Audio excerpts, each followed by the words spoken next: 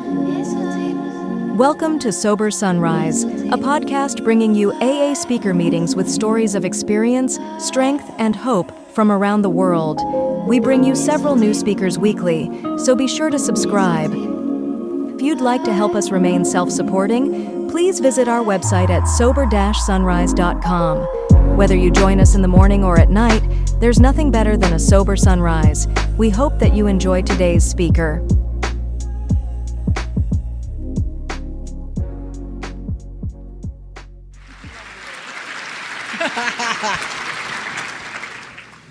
Hi, everybody. My name is Carla R, and I'm an alcoholic. Thank you, Teresa. She knows from where we come, you know. You heard her Friday night. And, We love you, Carla. We love you. woo! I love you, too. We'll talk after.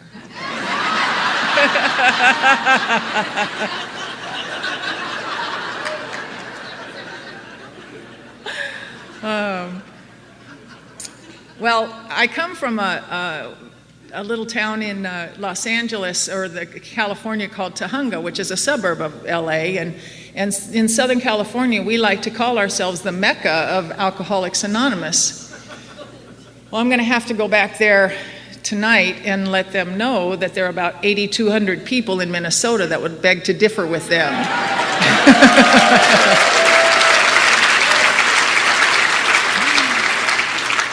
I just want to thank Connie and the committee for inviting me and my husband to come out here and share this weekend with you.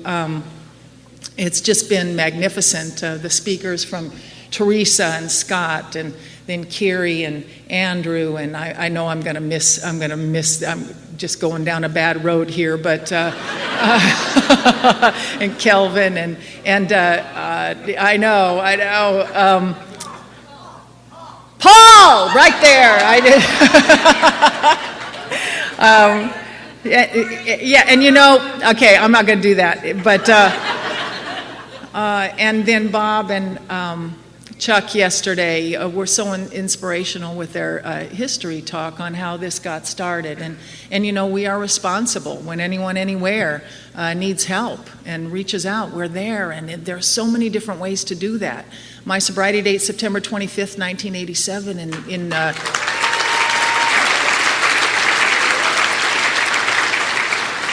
that's Alcoholics Anonymous, and the ways that we can reach out and reach back and everything. There's just so many. So I've been inspired, and I'm going to go home full. And I want to thank my loving husband for coming out and taking his weekend to come out here and support me and just be here for me. He's, you know, I was 21 years sober and 51 years old when he and I got together. So I'm glad when I got to Alcoholics Anonymous, I wasn't standing around tapping my foot waiting for that one to happen. You know what I mean? My boyfriend's going to be here any minute, you know. I can't stay sober if I don't have a boyfriend.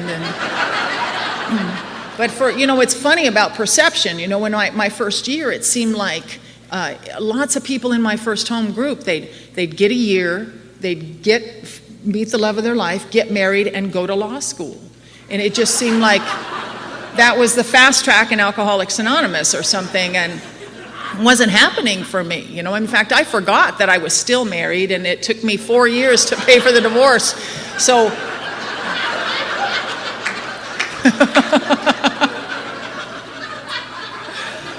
I was a little foggy. But he is the love of my life, and he was well worth the wait. And Alcoholics Anonymous taught me that just anybody is not a replacement for nobody. And you guys walked me through all that. I want to thank Jackie for picking us up at the airport and just making us feel right at home and getting us settled. And she's been a whirlwind. I mean, you know, we don't need a lot of hosting or anything, but boy, she's let us know where she was, and she's been running around this place just, you know, on fire for Alcoholics Anonymous. And you know, that's the way, that's how it is. I hope that if you're new, you'll come in and fall in love with Alcoholics Anonymous. You know, whether we're, and I'm so glad that I clamped on to the idea that whatever's going on in my life, the way if things are the way I like them, the way I don't like them, that I let them drive me in instead of out. All I have to do is come in. I mean, when I'm a mess, I'm here. You know, Alcoholics Anonymous is the best place to be a mess. You know, you're not feeling so good, we'll give you a paper bag, you know, sit you in the back. You know, it's okay. It's okay. You know. And when you're feeling good, come in here and share that with us too. You know, I've had to look bad and good, and I've been upside down and all around in Alcoholics Anonymous, and I haven't had to go anywhere, and I've been able to stay sober, and I couldn't do that before I got here. You guys packaged these principles in a way that I could hear them and pick them up and use them. When I got here, I didn't have to be any more than I was or know any more than I knew. I just came.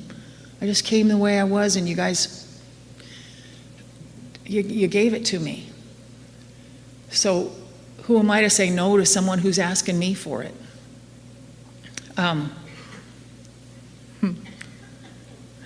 When I got here, I thought it was very important, like a lot of people have said this weekend, that I figure out why I'm an alcoholic. Is it my crazy, dark, dramatic, violent, perverted family? If you had my family, you'd drink too. I've been in AA now long enough to know that there are people who live far worse lives than me, and charmed childhoods as well, you know, charmed childhoods. And they sit right next to me in the meetings of Alcoholics Anonymous. There are people out in the world who lived like criminal minds, violent lives, you know, just unspeakable. And yet when they pick up a drink of alcohol, it doesn't do for them what it does for me. So they've had to find another way to get through that. So it's not circumstance like that made me an alcoholic. It shaped the way that I look at things. It gave me an inventory, that's for sure. It didn't make me alcoholic. What makes me alcoholic is that allergy of the body and that obsession of the mind. Once I start to drink, I can't guarantee if I'm going to have 2 or 22. And once that habit is formed, it's well established in me, that's all I can think about. So in the end, for the last few years of my drinking, I'm either drinking or thinking about drinking. I'm drinking or thinking about drinking. It's all I can think about when I'm not drinking. And I don't know how to get out of that. I don't want you to think my childhood was all bad anyway. I had a great time in elementary school. 4th, 5th, and 6th grade were just terrific. I had a great time. I was a new kid on the block a lot. My mother was a single mom of two daughters, and we moved around a lot for the rent. And so I found my way in. I was kind of an outgoing kid. I don't know if I was a people. I hate that term, people pleasing. I think that we should use self-seeking. That's what it is. And our friend Ron says. And while you're using that term, if you can find anybody who you actually pleased as you were going about that, that might be a journey worth taking. But I found my way into these school situations just by figuring out, what are we doing here? You know, are we running track? I got to be the first. Are we doing school politics? I got to be president. Are we doing academics? I got to know all the answers. You know, I had to be the first and the most and in charge and on top. You know, and by the time 6th grade was over, I was tired and I needed a drink. You know what I mean?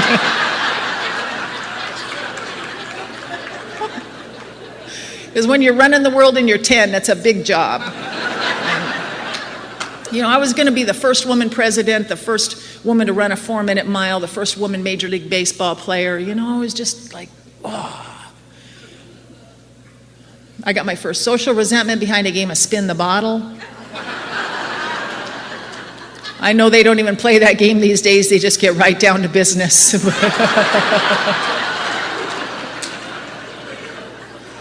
But we played it back then, and I was at my friend Leonard's house one summer afternoon. It was that summer between 6th and 7th grade, you know, going up into middle school. They call it middle school now. It was junior high back then. And a few boys, a few girls sitting in a room, and we're spinning the bottle and passing around a bottle of his dad's whiskey. And those weren't the first drinks I ever took, but these were the ones where I really started to connect the dots that alcohol would do something for me I couldn't do for myself. You know, it had an effect, and I started to catch on to that. And anyway, the bottle we were spinning landed on me, and I went off into the bedroom with one of the boys, and we were both doing the same thing as far as I could tell. But when we came back out of that bedroom, they called him a player and me a slut, and I did not think that was fair. I still don't think it's fair, if you want to know the truth.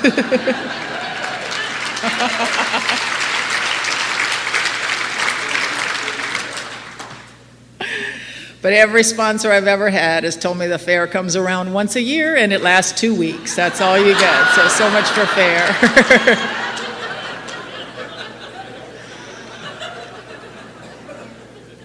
We were in kind of a conservative area. It was a time of racial tension and a lot of gang stuff and a lot of stuff going on, a lot of anger, a lot of angst. You know, Bobby Kennedy and Martin Luther King had been assassinated. It was just troubled times, and the teachings of parents were coming down through kids. Kids that had been my friends, good friends, the year before were now, it was changing. And boys my age were looking at me funny. I got a reputation after that game of Spin the Bottle that ran through junior high like wildfire. And I found out years later that I wasn't doing half of what some of the other girls were doing. But, you know, I didn't get those principles of those unwritten laws like good girls do and say they don't, or don't and say they do, or something like that. I don't think I still get it right. But, you know, and so I had this reputation, and the way that I am is for a while I'll fight and then I start to back away. I just set it down, I back away. My pride kicks in, my feelings are hurt, and I just back away. And I started hanging out more in the girls' room than I did in the classroom with the other girls who were backing away from their lives. And we'd bring stuff from our mother's medicine cabinets and from their liquor cabinets and hang out, and after a while, school just wasn't working for me anymore. And because of all the stuff that was happening at home, school had been my last bastion of refuge. It had been where I went to. There was no, you know, when you're doing schoolwork, there's no emotional subjectivity. You know, you do the work, you get the grade, and you move on. It's, you know, you got the validation right there. And so that was all over. And at a very early age, any talent or gifts or potential that I had, I began to trade away for the effect that alcohol would produce. And I did it willingly. I didn't understand the gravity of the consequences, but I just saw it, and alcohol was better. Alcohol did the growing up for me. Alcohol was the cool for me. Alcohol was the maturity for me. It did it all. It was the spiritual experience for me. I believed in God. I believed in God up till then. Before that, I'd taught Sunday school. I'd been out in the parking lots helping you find Jesus, you know, in the parking lot. And, you know, but I'd go to church and somebody'd show up with a bottle of Strawberry Hill and I'd be all over. And I started to leave home. I just started to leave home because for me, hope is out on the open road. You know, hope just seems like it's just a mile away, just up there, just over the hill, you know. All it takes really for me is a long, slow train whistle and a Willie Nelson song, and I'm on the road again, you know what I mean? So I'd get out there on the on-ramps of the 10 freeway going east and the 101 freeway going north, and I'd stick my little thumb out and I'd crawl in the car or the truck going wherever with whoever, and I'd be on my way to somewhere else, and I love that feeling. For me, that felt like the bottle in the glove compartment, you know. I didn't even have to have that sucker open, you know. I just knew any minute now it was all going to be okay. Now, consequently, because of that, I was young and I started getting picked up, and I found myself being treated to some of the Southern California hot spots like Indio Jail and Riverside Juvenile Hall and Central Los Angeles Juvenile Hall, and they'd send me home to mom and home to dad, and we did that whole dance for a little while. And when I was 14, I found myself in a place called North Beach. A girlfriend of mine and I had gotten a long ride all the way from a place called Isla Vista, just outside of Santa Barbara, all the way up into San Francisco, and this guy plunked us down in the middle of North Beach in San Francisco, a little party town. We got out there and looked around, and there were hookers and dealers and pimps, oh my, and we weren't on that street 10, 15 minutes before a couple of guys approached us and offered us money for sex, and we said yes and did the next indicated thing, and boom, a whole new career path opened up for us. And I started living a day at a time in a way I've not had to live in a very, very long time. And I started letting old men stick needles in my arms, and my life began to change dramatically from there. Our book talks about our alcoholic life seeming the only normal one, and it certainly was that for me. It just seemed to me that there were more people out there doing what I knew to do, what made sense. You know, you traded away, a little piece of this, a little piece of that, my dignity, self-respect. Anything I knew to be true I'd trade away for a better idea. When I was 15, I was being admitted to a mental hospital. They weren't talking to me a lot about alcoholism. They were talking to me about disorders. I was a very disordered looking child by that time. I was alternately violent and withdrawn and living with a level of frustration down in my gut I didn't know how to talk about. I didn't know how to describe. I didn't know what made sense. I didn't know what mattered anymore. When I got to Alcoholics Anonymous many, many years later, I heard someone describe it as like being a scream without a mouth. And I thought, you guys know. You guys know. But I didn't know back then, so they were treating me with daily nutritional supplements, Thorazine, Meloril, Valium, Dalmane sleepers. That was the treatment for what I looked like. I'd become intimately familiar with 5-point restraints. You know, they didn't know, I didn't know. You know, they find out by trial and error as well, and I didn't know how to tell the truth. I didn't know what the truth was. I didn't know what the questions were. It wasn't until I was tired enough and out of ideas enough that I came crawling into Alcoholics Anonymous 14 years later. You know, picked up the tools you handed me, and when I started to use them, they worked. That's how I know I'm alcoholic. That's the only way I know. But I had to be, Father Tom always says, you got to be pretty sick and tired to find us interesting.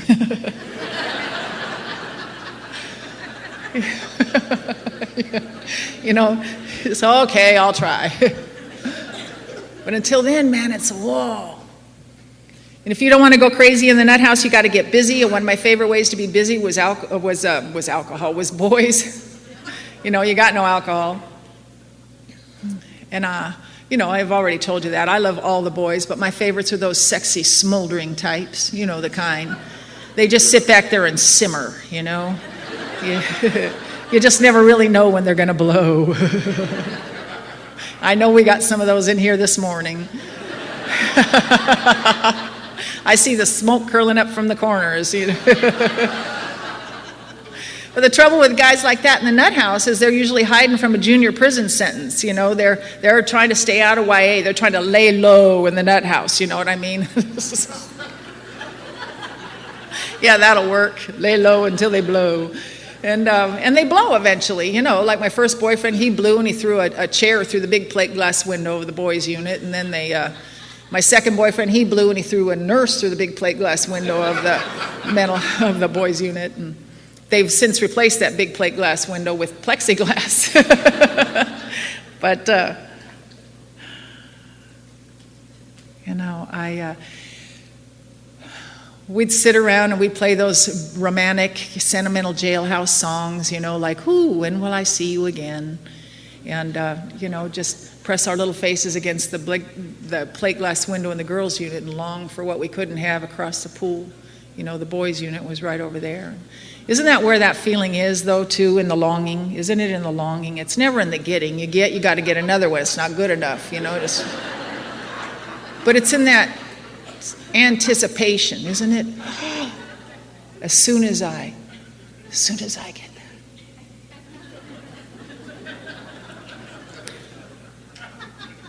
But I remember one afternoon sitting outside on the smoke break bench watching my boyfriend Terry being cuffed and escorted off by security. He's the one who threw the chair through the window, and he's gone, he's going, he's out of here now. Out of here for good. And I can't believe it, and I'm smoking my tragic cigarettes and channeling Greta Garbo.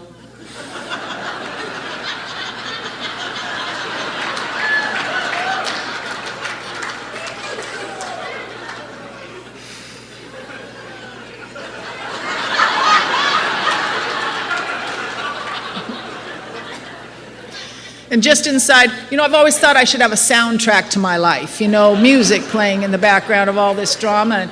And just inside the girls' unit, I can hear Diana Ross singing at top decibel, "Touch Me in the Morning," and just walk away. And it took me a long time to realize I was brokenhearted and blue before I ever had a real date. Because it's the way I'm looking at my life, and it's what I'm looking with. And the trouble with that is I'm always about half a bubble off what I'm looking at anyway. I mistake what's out there. I'd mistake arrogance for confidence. I'd mistake sex for love. I'd mistake brute strength for strength of character. And I'd get it up in my hot little hands and it would just turn to dust because it wasn't it. It wasn't it. I had to come to AA to learn that it's when I'm giving of myself that gaping hole in my soul gets smaller. Never going to come from out there. It's deep down inside. But I chased it, I chased it with the fur. I was a busy girl in the mental hospital. I went from the girls unit to the co-ed unit to Ward D, where they put all the patients they just don't know what to do with anymore. I turned sweet 16. I was supposed to be there 2 weeks. I ended up being there for a year. I just, sort of made myself at home. I'd found every escape route out of that hospital. Whenever I'd get thirsty enough, I'd go over the wall or under the gate and be out for a week or two and have a party. And when I was tired, I'd come home. I'd come home through the front door because that's where I live, in the nut house. And they'd park me again. And I went over for the last time and met the love of my life there on that last unit. And I was a vision for you by that time. I had casts on both of my arms up to my shoulders because I'd been cutting, because that was a whole different way to change my reality. Had nothing to do with suicide. It was just a release. I was no longer bathing or getting dressed because you don't have to do that to date in the nut house. And I met the love of my life there on that unit and went over the wall with him. And word had it, I heard just a couple months later that they saw my little foot go up over the chimney and over the wall eventually and back into the car, and they said, wait, just give her a minute. And that was the last time I left. I'm back in juvenile hall and waiting for placement, sitting in front of a judge, waiting for placement. My dad used to say, they're just trying to buy you some time, Carla. And perhaps they did. Perhaps that's what happened. I'm one of 2 remaining siblings in my family. We had out of 4. One died of suicide at 17. The other died of drug addiction at 30. And my youngest sister is in Wisconsin now, and she's just had a double mastectomy, and she can't stop drinking. No matter what, can't stop drinking. So most of my adolescent life was in one rehab or another. They're just trying to find the thing, right? And sometimes I'm in and sometimes I'm not. I can walk the walk or talk the talk inside, and I tell you everything you need to hear. And I went into the rehab that was kind of based on Synanon was working, way back then. And so they had this adolescent program where you wear signs, and 2 very prophetic signs they made me wear. The first one they made me wear was, I think I'm tough, but I'm only a cream puff. And the next one was, know it all starts again. And I hope I never forget that one. When I think I know it, and when I think I know, I got no chance of learning what really is. So I ended up in a girls' home at the end of all of that. I was 17, and I met my roommate, and we were on the same page. Here's where I just want to tell you that I've always believed in God. I told you a little bit about that earlier. I believed in God. I never doubted that there was some great power that runs in and around and through us. I felt it before I ever had a resentment or ever had a drink. I was very, very young, 3, 4, 5 years old, laying in my bed. I knew there was something. But I just couldn't stay tapped in, I just couldn't establish and maintain some kind of good relationship with that. And I didn't understand it. And then the more ideas that would come at me, the more confused I'd become. And when alcohol came in, man, it just smoothed the edges over all of that for me. It seemed like it hooked me right back up to that spirit that I knew. And the trouble with that is, like Teresa said Friday night, then it dumped me. And that's why I'm here. Alcohol became the power, and then it dumped me. And I had to find a power bigger. Because even though it dumped me, I was hanging on to its ankle. Please. I tried it all. I was born into a Southern Baptist home, and that religion worked very well for my mother till the day she died just a few years ago. Worked very well for her. I couldn't hear it. We always talk about how they don't have it. No, they have it just fine. Kelvin said it last night. We're on the short bus, man. We had to have it delivered special. We rent from them. Do you get that? Then I tried being a Catholic for a couple of weeks. You know, I love the idea of, and you know, I'd see those little girls in white dresses and the missals and the rosary and the candles and the prayers, and I thought, God, something like that's got to work, you know? And then I burned black candles and prayed to the other guy for a couple of years, you know. Just hedging my bets, really, you know. I just want to be on the side that's winning. I don't really care. And the television series Kung Fu came out, you know. David Carradine was a star of that show. And man, that dude walked the Wild West in bare feet, you know. He was cool.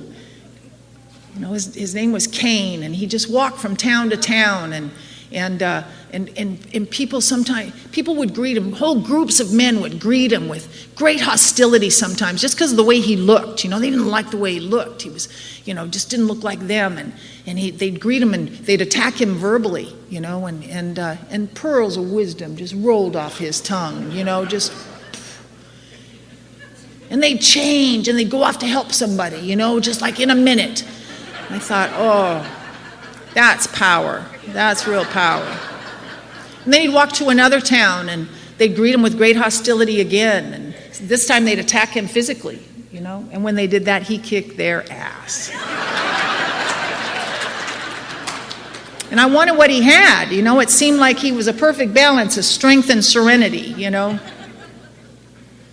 And so I've got all these ideas, and I get to this girl's home later on, and my friend, she's on the same page. Now that combined with the idea of what I thought the 60s might have been had I been out there in them. I was 12 in 69, so they were over by the time I got out in the world. But I used to watch the news. I watched those people in the 60s. I mean, they were tough. They marched. They said no. They stood up, right? They stood up. They said no, and they said, they had Crosby, Stills, and Nash and the Grateful Dead and Traffic and Blind Faith.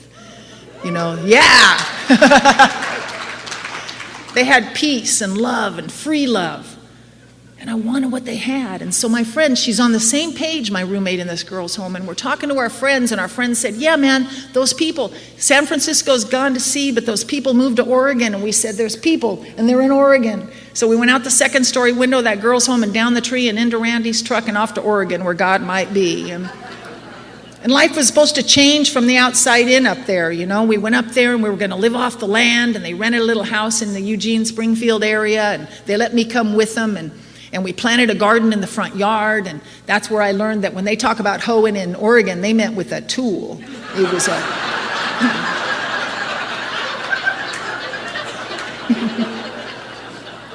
it's a whole different deal.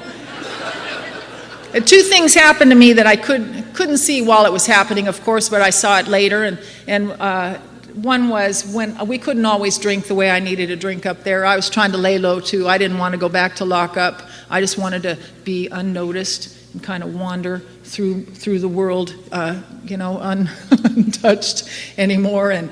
But we couldn't, so I didn't try to steal or anything. We couldn't always drink the way I needed to drink. And when I can't, and when I've got no steps or fellowship or God of my understanding, I've got no booze, I'm restless, irritable, and discontent. And my life becomes quickly your fault. Everything that happens to me becomes your fault, and I'm edgy, and you can't approach me, and I'm just like that all the time. And when I can drink the way I need to drink, I'm always overshooting the mark, and that was happening again, and still at 17 years old.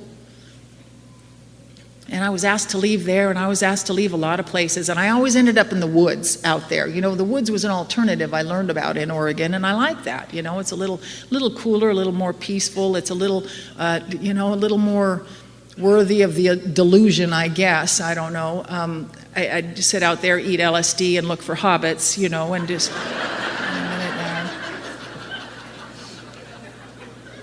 hoping. It's got to be true. I ended up back down to my father's house against his better judgment, and he let me stay there for just a few months. And now my father, he comes from a long line of alcoholics, and his father was a violent alcoholic. My father's an untreated Al-Anon, and he does not like the idea of being detached. He thinks that we're trying to tell him not to care. And but he had this beautiful liquor cabinet in his den, and he never drank from it, so I figured it was there for me. And every morning we'd get up at the same time, and he'd take off for work, and I'd go sit in his den, and I'd drink from his liquor cabinet until he'd come home in the afternoon, and he'd see me sitting in the very spot he'd left me that morning. And I'd see that look in his eyes, that broken-hearted look we all know when we look into the eyes of our loved ones. And I'd have nothing to say for myself. I didn't know how to tell him I was afraid. I didn't know how to tell. I didn't even know that was what I was. I didn't know how to tell him I didn't know where the last few years of my life had gone. After a few months of that, he just couldn't take it anymore. And he came to me right before my 18th birthday, and he said, I'm not going to watch you die, and I'm not going to help you do it. You got to go. And on my way out the door, all I could remember was that one of the counselors at the rehab had told me I was a great actress. And I know today I must have misunderstood, because I ended up out on Hollywood Boulevard. And not a lot of auditioning going on out there, I can promise you that. I was 18 years old, starting my days off with a pint of Pop-Off vodka, and I'd just go wherever the day took me. And some days it was a party, and some days it wasn't. There was not a lot of hope about it getting any different.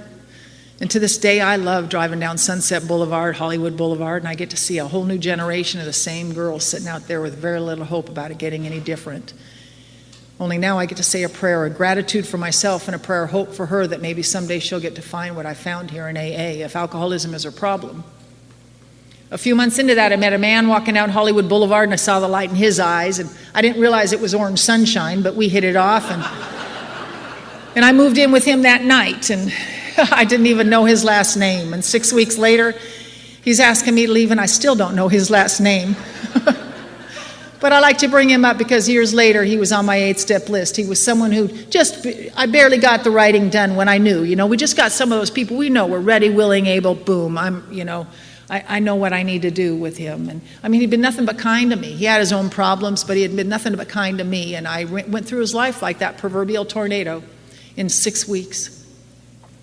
So I spent the last part of my first year looking for him to find a year of sobriety, looking for him to make sure, to make those amends. And of course I couldn't find him. I went everywhere I knew to look, and not knowing his last name makes it more difficult. But there was something in my heart that took that search, and on that search, when I went to this one place where we had lived, it was right off of Highland on Camrose, right behind the Hollywood Bowl, and there was a little section of houses there, and the day that I went there just to ask around about them, they were having a big old yard sale because they were getting ready to transform that little neighborhood into the administrative offices of the Hollywood Bowl. And I felt like it was just, doing my 8th and 9th steps, such a symbolic idea of transformation for me. I got to go, and they were moving on, and so was I. And so I went back and told my sponsor that, and she said, you got to stop looking for him now. You're being unproductive. You're kind of chasing your tail. If you're supposed to find that guy, you'll find him, but in God's time, not yours. So leave it alone for now. There are some things you can do in the meantime. Go about your business, try to finish your other amends, but you can change your behavior now. Start by trying to be a friend to a man in a vertical fashion. Why don't you start there?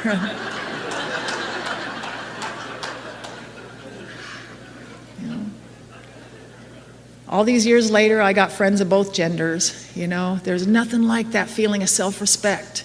Right up there with that feeling of being useful is that feeling of self-respect. And you can't take that away from me. I can give it away, but you can't take it. Right before my 13th AA birthday, I had to go give a talk on the other side of town. It was a hot Sunday afternoon, and I didn't feel like going. And thank God you guys have taught me it's not how I feel, it's what I do that matters. I went out there, and I used to think I could blow off a dinner for 2 and not be missed, really, I just... Doesn't really matter. But don't you dare not invite me,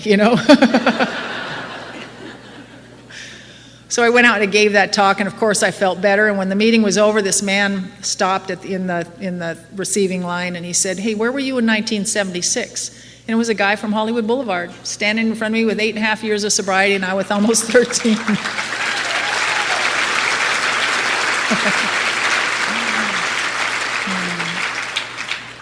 So I got to make those direct amends to him, and we went to dinner, and I'd ask him, I told him what I knew and the harms I was aware of and what I could do to make those right. And asked him if he had anything he needed to say, and most of his sentences started with, "Are you sure you want to hear this?" And yeah, I guess so. But he said, "Carla, that's long forgiven, long forgotten. I just can't believe you're still alive." And he's right. If we're in this room this morning, we're the lucky ones. We're the lucky ones.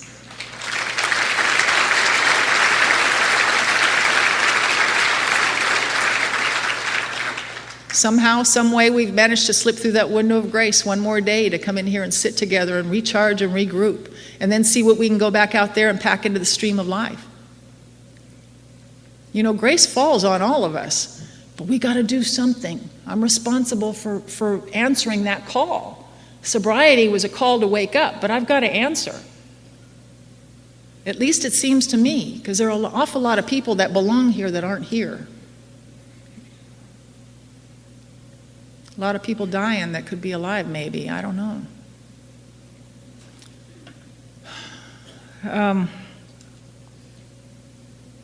But that was a long time to come, and I left Hollywood, and I hooked up with. I love to be with those guys that you pay the high price for being with them. There's there's this much payoff and that much price. It just seemed like it's worth it or something, or it's just no fun if you're not hurting, or I don't know what it is, but I hooked up with another guy from another rehab, because that's where they keep the boyfriends and girlfriends. We're both loving the idea of peace and love and all that stuff. We just couldn't stop knocking the hell out of each other really long enough to implement the principles fully of peace and love, and we beat each other up and down the California coast and pitched a tent in the mountains in southern Oregon and lived there till the rains came, and then moved into a roofless cabin just north of Grants Pass and threw a plastic tarp over the top and called it a skylight, and then the baby came, and back out in the woods again, and prayer and meditation. I tried that, meditation, and but I was drinking and taking a lot of things too to kind of try to expand and access that. And what I discovered when I got sober was that everything I'd put into my body trying to access that were the very things that blocked me. And then when I got sober, the only thing blocking me now is me. And that's a handful in itself. But we had this little girl, and I thought having this little girl was going to change the way I live, change the way I look at things. I love this little girl. I loved her. But we all know that alcoholism doesn't care who you love. Supposed to be a little girl, everything else. And it became booze and little girl and everything else. And then booze and everything else. And she got in the way of one of our fights. Again, we love the idea of peace and love. We just, couldn't hang. Our book talks about moral and philosophical convictions galore. I want to be that, but I have to be this. I don't know how to get from here to there. I swore I'd never be this. And I'm this more than ever. She got in the way of one of our fights, and I had to take her up to Idaho. It's got to be better up the road, right? We're up in Idaho. I've got 3 jobs, tending bar and cocktail waitressing up there. I still can't bring home enough money to pay rent for more than a week at a time. My kid's one of those kids that you see in her T-shirt and underwear and yesterday's lunch down the front of it because her mom's not paying attention. We live in the little rent-by-the-week motels up there. We keep moving. After a while, Idaho's not working. We're back down in L.A. I'm renting a room from my aunt in an area called Covina, and we're just about 35 miles from Hollywood, where I got my job tending bar again. Never occurred to me not to drink on the job. Why else would you have those jobs? Seemed to me I was very efficient in my thinking. My daughter was almost 4 years old, and every afternoon I'd kiss her goodbye, and I'd take off for the bar in Hollywood, and I'd stop at the Halfway Point, which is a bar in Arcadia called the First Cabin, stop in there every afternoon like clockwork and have my shots of Cuervo Gold and Bud Backs. Those were the primer drinks, the drinks that got me ready to go do my shift. Get up off the bar stool and go out there in Hollywood and pour drinks and drink with everybody till the wee hours of the morning and crawl back home and start all over again. Did that for months. And one afternoon I kissed my girl goodbye, and I got up and I went and sat on that same bar stool, had those same shots of gold and same Bud Backs, and to this day I don't know what was different on that day from the day before except for 24 hours, because I didn't love my daughter any less on that day than I love her today. But I couldn't suspend my drinking. I couldn't stop long enough to get up and go take care of business in either direction. So I sat on that bar stool and I lost them both in one fell swoop. The kid and the job were gone. And I stayed and I lived off the kindness of strangers in that little area in Arcadia for about a month until I fell into another job in another dive bar. And that's just how it went, you know. I met the man that I would marry. I thought maybe if I got married, made my life look like I thought yours was, that would do it, right? We'll move indoors, we'll get out of this business, it's this business. And he and I got married about the time we should have split up, and we moved into that apartment. We became the neighborhood entertainment, settled our arguments with a shotgun. That's how we did it. Whoever got to it first wins. My first exposure to Alcoholics Anonymous was after one of our fights. We were at the bar where we drank, and we were fighting over whether or not I should get off the bar stool, and I lost that fight.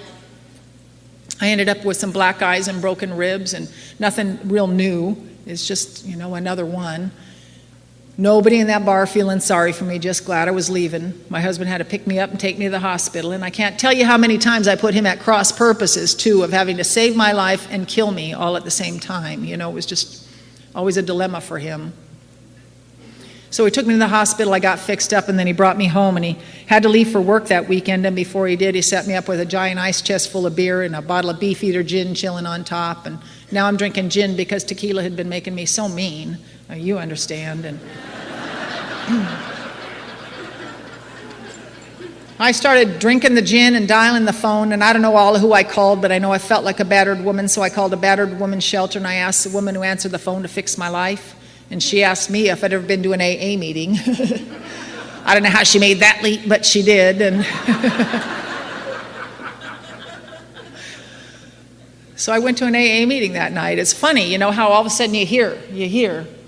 And I found an AA meeting, perfectly wonderful meeting that night, not far from where I lived. It was there then, it's there now.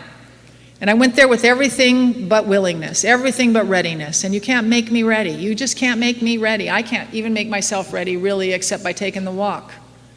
But I went in there, and there was a woman speaker, and she talked for, you know, about an hour or something. And all I heard her say was that somewhere during her drinking career, she switched to beer. So I did.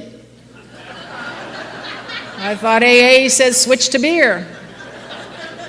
Because beer's not really drinking anyway, is it? It's just more like a breakfast food as far as I'm concerned. You know, it's got the hops and barley, and, you know, it's a whole grain breakfast food, really, is quite healthy. And it allowed me to drink for another couple of years. You know, it gave me the illusion I was controlling my drinking. You know, I got a little further into my day before I was really, really bad and couldn't do anything else. And, you know, so I'm under the illusion that I'm controlling my drinking. And a couple of years later, I got the kid back for better or worse and made our life look just right for just long enough to get her back. My husband and I and my daughter were living across town in a little tiny apartment in Pasadena, and I had gotten a job. I try to hang on, you know, once in a while I'd make that leap and I'd try to come in, make the re-entry into the real world, you know, but I'd drink and then I'd slide right off, and I'd make the leap and I'd slide off again. And I couldn't work in the bars anymore because I couldn't finish a shift. I couldn't stay sober long enough to finish a shift. So I got this job answering phones for the city of Pasadena, and it was just, you know, it was a simple job, and I really wanted to do well. I really wanted to do it right. And so some days I'd try to get there without having those morning drinks, you know, to stop the shakes. I'd try to get there and just for a few hours. If I could make till lunchtime, make it till break even, that'd be good. You know, and when I couldn't drink, it would be all I could think about till I could get to that next drink. And so I spent a year of that alcoholic torture, you know, drinking and thinking about drinking, thinking about drinking, thinking about drinking. And I was the girl with the hollow leg, you know, whenever we'd go out for drinks all together, you know, sanctioned drinks, the kind that everybody goes out for, you know.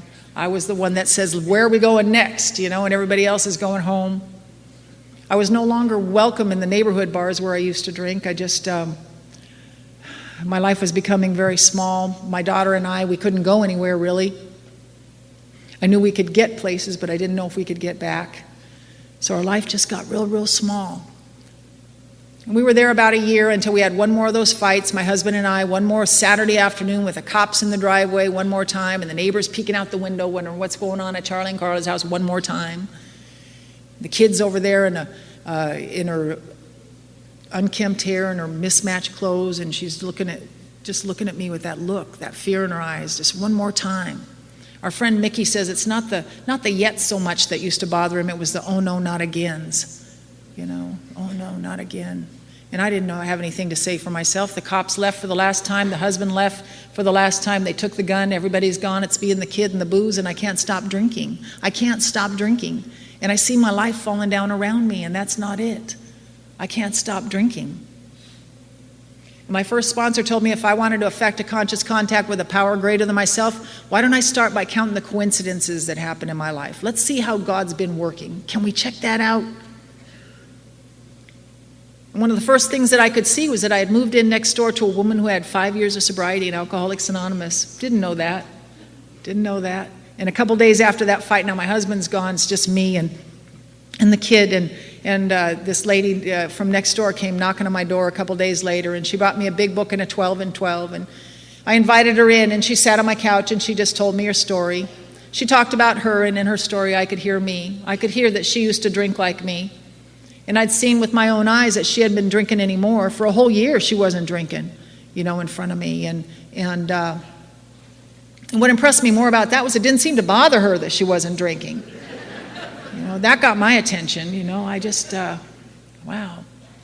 Because when I'm untreated, I've got no steps of fellowship or God of my understanding. I've got no booze. I feel like you've stripped the coating off my wires, I feel oversensitive and underloved, and I don't know what you meant by that or why you looked at me that way. And my head closes in on me from there. It just gets so loud. Sooner or later, I've got to look at that first drink. I've got to start eyeing it. I've got to start, thinking that's an option. Even though I know that I can't guarantee if I'm going to have 2 or 22. Even though I know that I don't have to invite trouble anymore. It just comes to visit me unsolicited. Even though I know all of that, I'm going to have to take it. Even though I know that window of relief gets smaller and smaller and smaller, I'm going to have to take it. It's got to be a good 10 minutes anyway. So I don't know if her 12 little thinly veiled Sunday school sentences are going to have any effect on me in the face of what I'd become. I just didn't know. It seemed like I'd heard them all before, It just seemed like too pale, But I was sick. I was getting real sick. And I didn't stop drinking that day, but it was about a week and a half later. I just didn't go back and buy any more booze. And the kid was somewhere else. I think she was at her dad's. And I just didn't go anywhere else and get any more booze. And I stayed home and I shook it out. And I saw and heard things that weekend. And I just spent the weekend alone. And into Monday and into Tuesday. And by Tuesday I was stark raving sober. Terrified. And that was the moment I was afraid of. I always thought that if I got sober, I'd OD on over-awareness, really. It would just be too much. I went back to my neighbor and I asked her what to do, and she sent me up to a meeting in Sierra Madre, and that became my first home group. I went up there, and the hope I heard in that meeting that night came in the form of small talk. It just came in the form of small talk. I sat way back by the exit sign, back by the door, and I watched you guys, and you seemed to care about each other. You were asking each other how you were doing. How you doing? Didn't you have a job interview yesterday? How'd that go? Didn't your kids start school? Didn't you start school? How'd that go? Did you have a job interview? Did you get a sponsor? Do you need a big book? How you doing? How's your lawn? Your lawn? And I thought, God, could my life ever be so elegant and simple as to be concerned about a lawn? Not just to sleep on either, but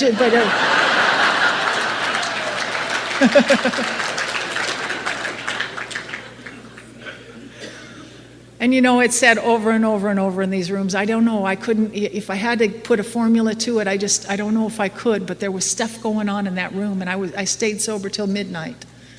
And you told me to keep coming back, and I hadn't heard that in a long time, And I started going to meetings. I was going to 2 and 3 meetings a day. I was running off from work and running to lunch meetings, and then coming back, and then going to the early meeting and going to the night meeting.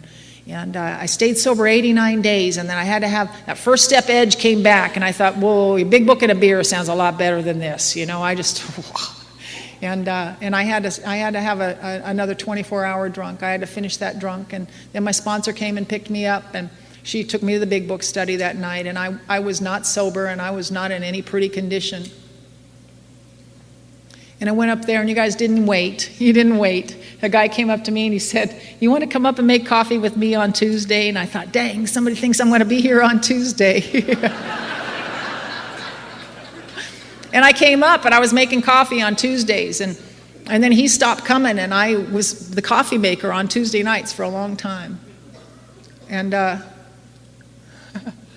and I love that coffee commitment. I love these little jobs we get in meetings, you know. I'm responsible. That's what I could do. That's what I could do to be a part of the meeting. That's what I could do to be part of the group. That's what I could do that would get me in.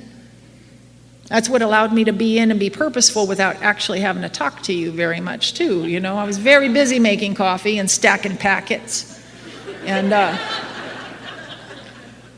counting stir sticks.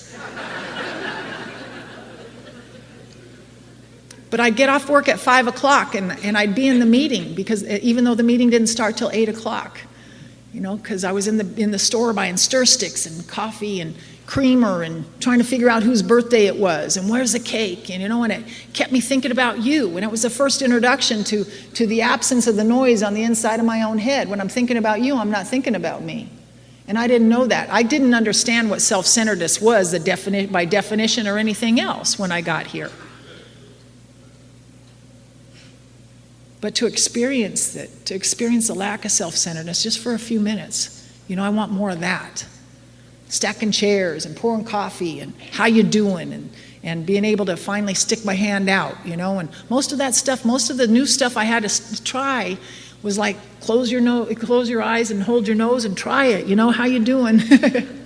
If I could have come in here and stolen what you had without having to talk to any of you, I would have. You know?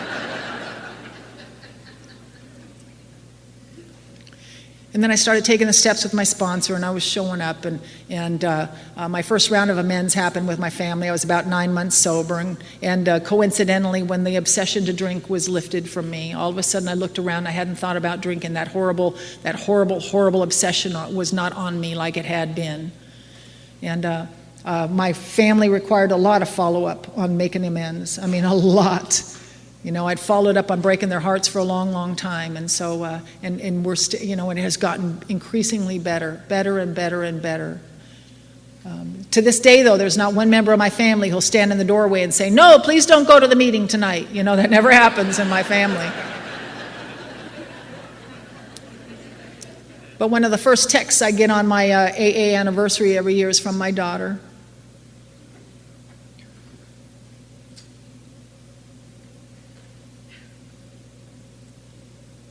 Then other women started asking me to sponsor them, and I got to tell you, the only fifth step I like better than mine is yours. And I'll tell you why. Because in your eyes, I see redemption, and I see forgivability, and I see lovability, and I see growth where I don't always see it in myself. And I'm a big believer that we got to give it away to get it. Something happens when the light comes on in your eyes. The fire burns brighter in me. After a couple years, I'd had you guys, and my daughter didn't have anybody. She was 12 years old now, coming home at all hours of the night, beat up and bloody. She'd been jumped into a gang and starting to find her sense of family and camaraderie out in the street where I used to, and I was getting scared. It was going to take more than just a couple of readings and a meditation for this one, you know. She was saying things like, "I'm going to have one of my friends bust a cap in you." And I'm like, oh. That's not good. So I had to lie to her to get her into a treatment center. And, and I'm thinking, God, am I signing her life away? Am I doing what I wasn't so sure was good for me to have done with me and all of that? But I don't know anything else. I had kind of done this. I had insurance. I was working at a good place. I had insurance, so I had the option of looking up one of these places. Found a place. The director was 17 years sober, so that helped me. But I was signing the papers, and she was not happy, but she was in the other room, and she was starting to calm down. And I felt a hand on my shoulder while I was signing the papers, and I looked up. It was a guy from my home group who was the recreational guy there at that program. And I thought, somebody's going to be here with my daughter. And Billy S. in Las Vegas says God sees around corners. God sees around how all of this stuff is supposed to work out. I just take care of the footwork, and he takes care of the results. And I don't know. I'd been picking up young adolescent girls from the treatment center over near where we lived on Saturdays for a couple of years and taking them to meetings on Saturdays. Now somebody was going to be taking my daughter somewhere. And she was in that treatment center for about 6 months. And in the meantime, I was going to work and showing up when they asked me to, just doing the footwork. That's it. That's it. They told me mountains are moved a spoonful at a time, and every day is my best spoonful. That's it. That's all I got to worry about. But it's got to be my best spoonful. And she got out and she wanted to go live with her dad for a while, and I had to step out of the way and let her go do that. And while she was gone, and it's been said over and over and over here, I live on a foundation of Alcoholics Anonymous, and Alcoholics Anonymous does not remove the problems from my life. It allows me to live my life, awake and alive, and facing them head on. So I'm 5 years sober, and I came home from the gym one night. I've gotten better jobs, it just, rolling along in AA, active, and taking the steps. And I come home from the gym one night and I took my shower as usual. I always find it necessary to tell you I showered after the gym, just so you know. And I went to bed, and in the middle of the night I woke up and there was a man standing over my bed with a knife to my neck and his hand over my mouth, and he said, "Don't say a word or I'll cut your head off." And he took the telephone cord and he tied my hands behind my back and he raped me and he robbed me that night in my room. And at 5 years of sobriety, I want to tell you that I had a much bigger God than I got here with. I told you about all the disjointed ideas about God that I'd had before, and when I got here, I kind of laid them all out and didn't know which one to take. And a lady named Susan said, "Why don't you just call him God and let him get as big as he needs to be in your life? Just call him God and let him go from there." And at the end of the chapter to the agnostics, it says, "When we drew near, he disclosed himself to us." So it's my job to draw near in any way, whatever way. Emmett Fox then says that we're a spark from the same fire. I've got God's DNA. God's got no grandchildren. And I'd hear that. And then I heard, is God everything or is he nothing? What is our choice to be? And if God's everything, there's nothing else. I'm a part of that. So at 5 years of sobriety, there's a man on my back in the middle of my room in the middle of the night, and I've got a God, and I don't know how things are going to go. I know things are as they should be, whether I like them or not. And I got a chance to say a prayer for my daughter if she was going to hear some bad news about her mom. I didn't know. And after a couple of hours, we got in kind of a tussle and a wrestling match, and instead of getting madder, he got out and he left out the kitchen window, the same window he'd come in. And it turned out that I knew this guy. I'd watched him get sober 30 days before I did. I watched him get his life, his wife, his kids, and everything back, and then I watched him join the church and leave AA behind, and when he went out like that. And what I chose to learn from that is, while the big book tells us to be quick to see where religious people are right, AA is where I learned the terms and conditions of my disease. This is where I learned that I'm not one of those people who can go home after a Sunday sermon and have a glass of wine. I come here, and anything else I do is in addition to, not instead of, Alcoholics Anonymous. I have to do that.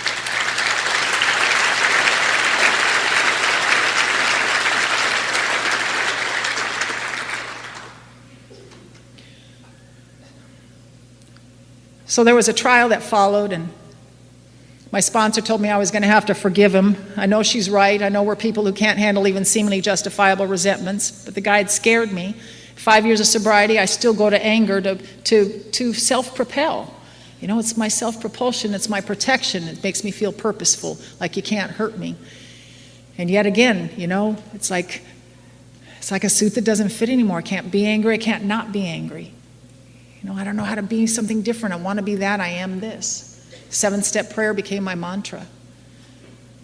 As part of the defense, they had a lot of the guys I'd known years before get up and testify as to who I used to be, and including my ex-husband. And that's the mark I'd left on him, was the fact that he was more inclined to testify on behalf of the rapist than he was for me. He's never been interested in any of my amends. That has to be okay now.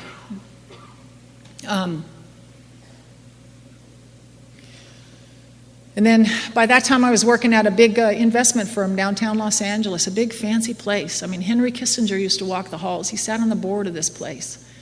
And I was walking undetected through the halls, just doing what they asked me to do.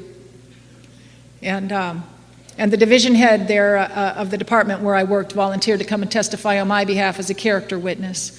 And he showed up and they told him all about who I used to be. And he said, yeah, but she shows up early and she stays late. And she was where she said she was. And see, that's Alcoholics Anonymous speaking for itself. He didn't have to be coached. He just got up and told the truth as he'd experienced it through me. Then it was my turn to sit in the witness stand and to testify.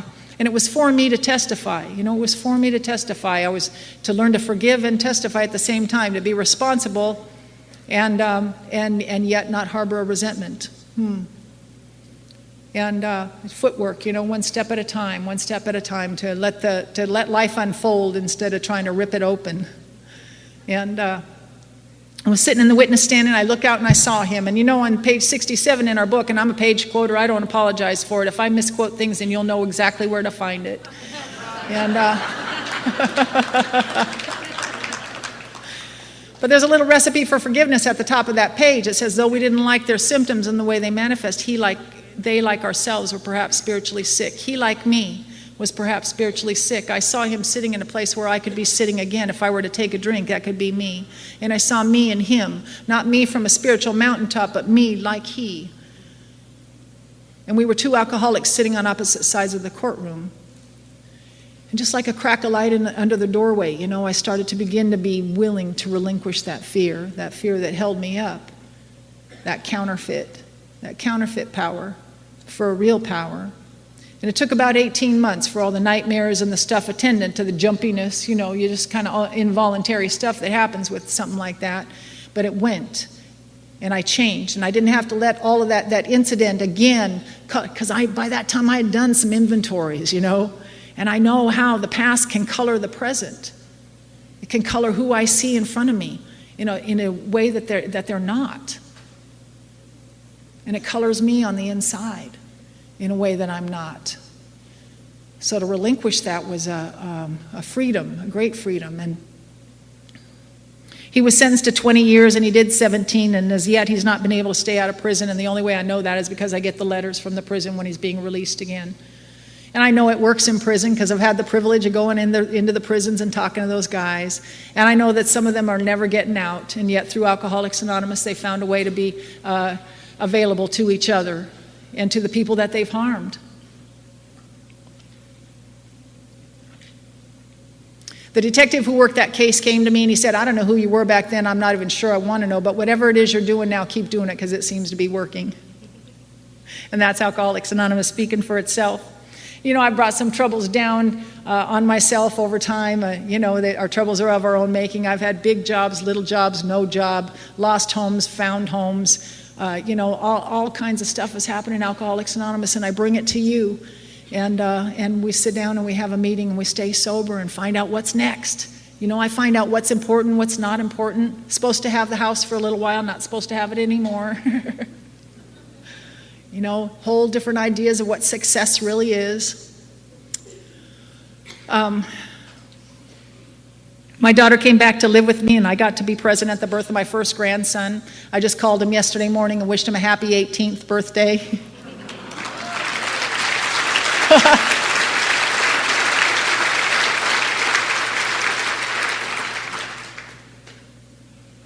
In a couple of weeks, I get to go watch him graduate from high school.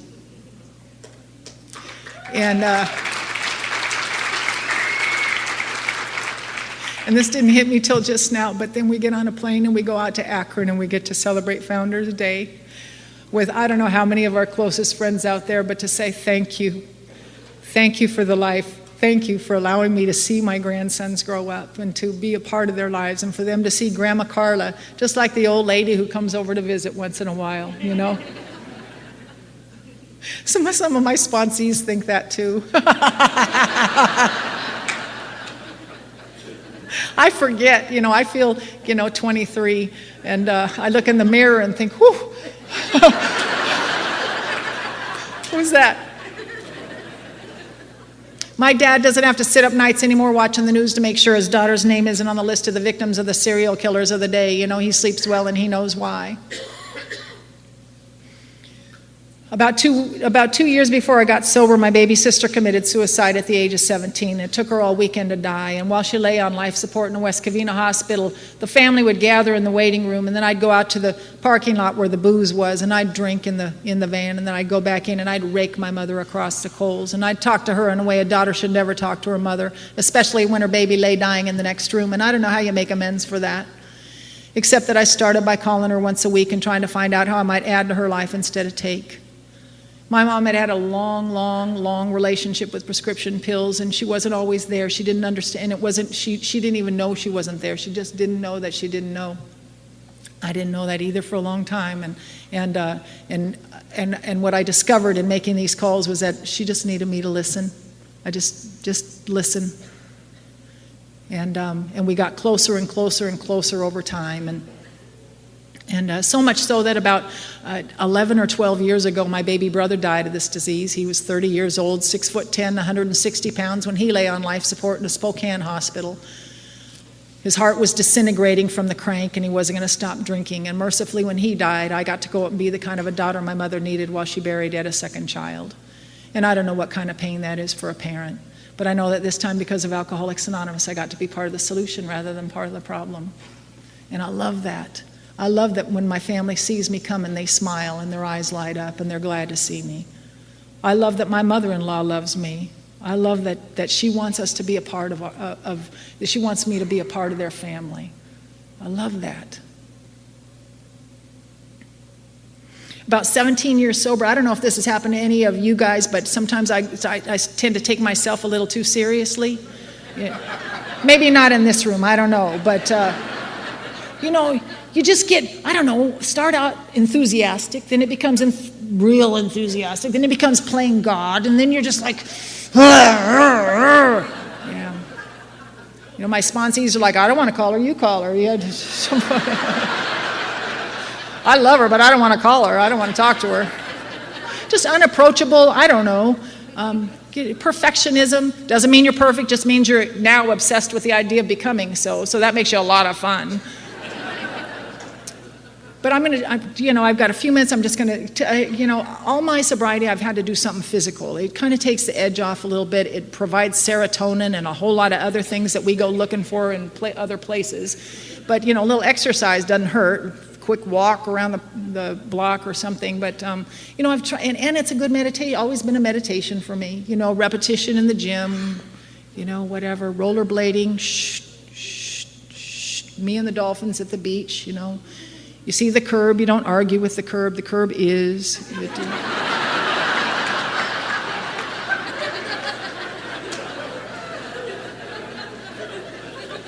Tried surfing for a little while, and my friend Lisa describes surfing as like being in a domestically violent relationship without actually having to have a partner. And for me, that was true. I got beat up a lot by the surfboard, so I had to try something else. And I found an Arthur Murray dance studio. That's what I did next. So I'm a little stiff and brittle. You can't, I went in for my complimentary rumba lesson, and you can't be stiff and brittle when you're trying to do the rumba, can you? You got to get some wiggle on, So I'm about halfway through this dance lesson, and the teacher, he stops, and in his beautiful French Haitian accent, he says, "Oh, Carla, do not try to dance like a good girl. I don't think they will believe you anyway."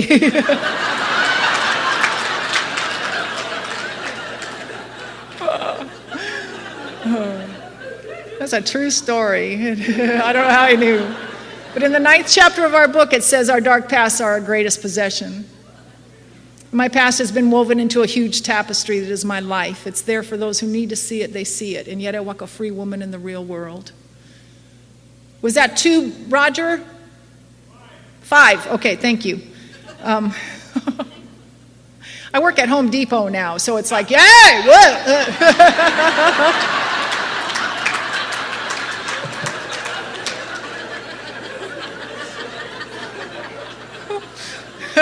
There's no polite, it's just...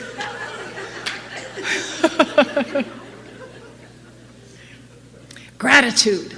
We were getting on the plane here to come here, and it hit my heart to call my sponsor Marguerite. Marguerite, every sponsor I've ever had has given me something and taken me somewhere and shown me something, but Marguerite gave me my soul back. She was the one who agreed to be my sponsor when I when the rape happened, and I had had a man up till then, and he was wonderful. He was just one of those good old boys, Lee, who he'd say things like, "Well, that's going to feel a whole lot better as soon as it quits hurting,"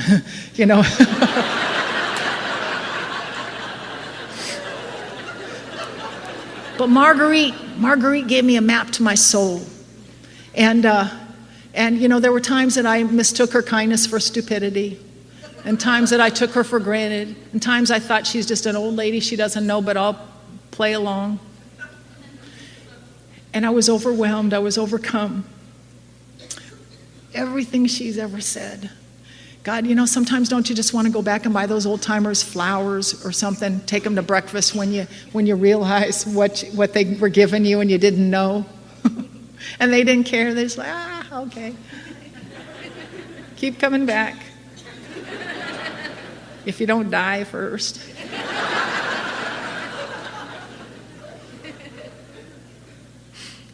But I had to call her and thank her. God, I was on the plane. I just had to call her and thank her. Because all of a sudden it hits you,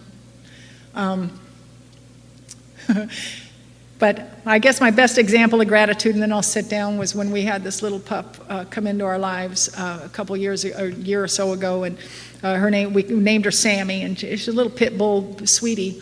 And she came in, and Doug was in the workshop, and she was licking his toes, and he looked down, and so we ended up taking care of her for a little while. And this is what she showed me.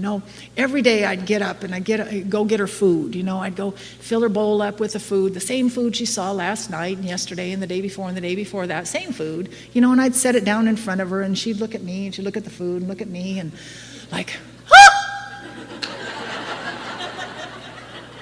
We're gonna eat.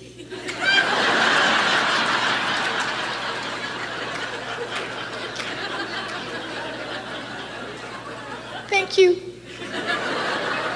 Then she'd eat, and she'd run into the bedroom where Doug and I were. We'd just be hanging out, and she'd jump on us, and she'd look at him and look at me and look at him and look at me, like the same faces she saw last night and yesterday and the day before that, and she'd be like, "It's you!"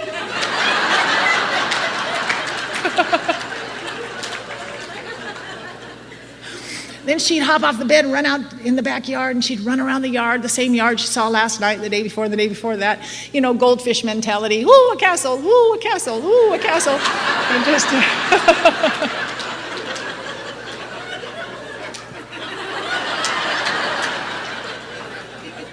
And I just see the glee, she'd just be in the glee of this moment, the moment I never wanted to be in. Teresa talked about it. Everybody's talked about it this weekend. This moment, the moment I was always afraid of, this moment where the God is, this is where I feel the God. And I learned that in dancing, and in dance when I'm worried about the step I'm about to take and upset about the step I just took, I can't be in this moment. When I stand in frame and I allow myself to be led, I never know what pattern I'm executing till it's over. And then I get to really feel the bliss, the excitement, the wonder of this moment, the moment I never could be in before, awake and alive. If you're new, answer the call to sobriety. Wake up, and the awakening has to continue. And I'm going to stay. I hope you do too. Thank you for letting me share.